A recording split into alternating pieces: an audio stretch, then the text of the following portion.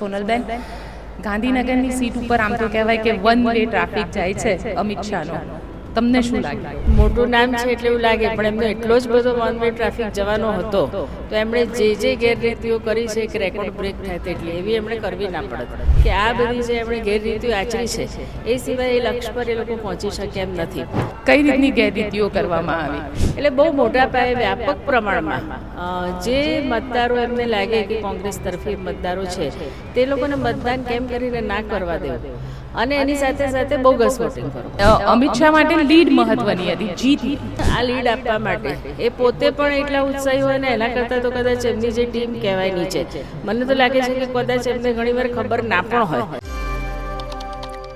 Gandhinagar seat ઉપર અમિત શાહની સામે ચૂંટણી લડવાવાળા સોનલબેન પટેલ અત્યારે આપણી સાથે છે. સોનલબેન સાથે જ વાત કરીએ. સોનલબેન, ગાંધીનગરની સીટ ઉપર આમ તો કહેવાય કે વન વે ટ્રાફિક જાય છે અમિત શાહનો.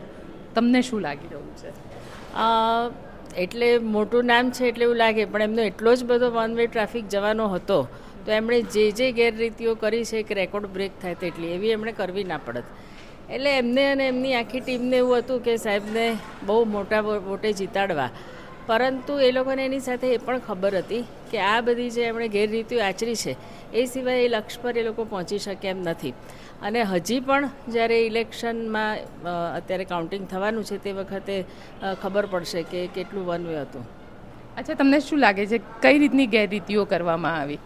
ગેરરીતિઓમાં મુખ્યત્વે મોટાભાગના વિસ્તારોમાં જેને કહેવાય કે કોંગ્રેસ તરફી જે વોટર્સ હોય તે લોકોને મતદાન ન કરવા દેવાનું, જુદા જુદા પ્રલોભન આપવાના, એલાન કરવાના કે તમે મતદાન કરવા ના જાઓ.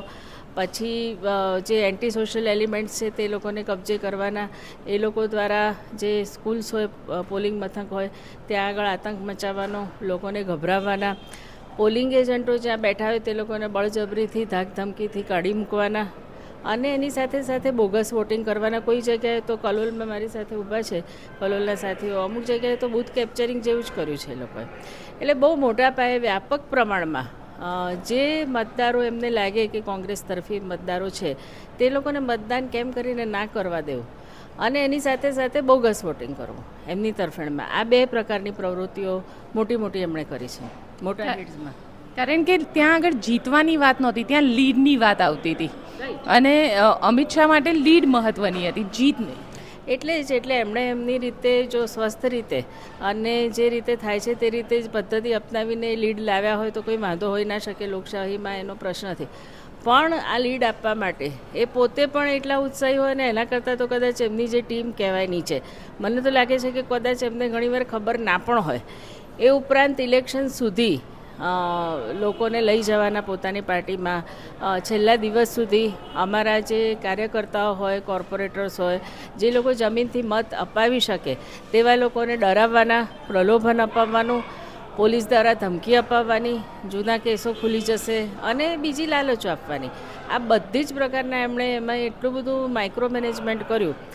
સારી રીતે વોટ આપવાના પેજ પ્રમુખો એમના હોય, સંગઠનો એના દ્વારા કરે તો એમાં કોઈ વાંધો હોઈ ના શકે, પણ એમણે જે આ ખોટી પદ્ધતિથી કર્યું છે તો એમાં એમને કયો આનંદ આવે છે મને નથી ખબર.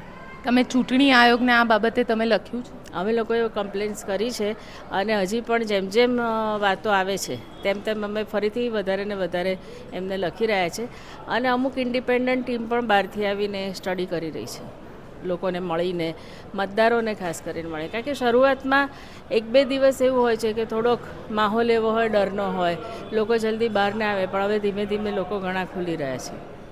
અચ્છા, તમને શું લાગી રહ્યું છે કે અમિત શાહ અને તમારા વચ્ચેની આ જે ફાઇટ થઈ, એટલે ફાઇટ આમ લોકો કેમ આ પરસેપ્શન સાથે હતા કે ફાઇટ છે જ નહીં?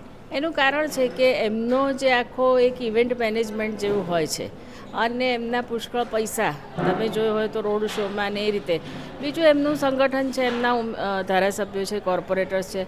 કોંગ્રેસની પ્રેઝન્સ એ રીતે નથી ઘણા બધા વિસ્તારમાં, એટલે ચોક્કસ અમે લોકો એ રીતે થોડાક પ્રચાર કરવામાં ને એ બધામાં પણ મુખ્ય બધી જ જગ્યાએ એમણે પ્રચાર પણ, આ તો છેલ્લા દિવસની હું વાત કરું છું, પરંતુ પ્રચાર પણ ના થઈ શકે વધારેમાં વધારે એવા બધી જ પ્રકારની એમણે પ્રવૃત્તિઓ કરાવડાવી છે. એટલે નેચરલી એનું એન્ડ રિઝલ્ટ એવું જ લાગે કે તમે ફાઇટમાં નથી.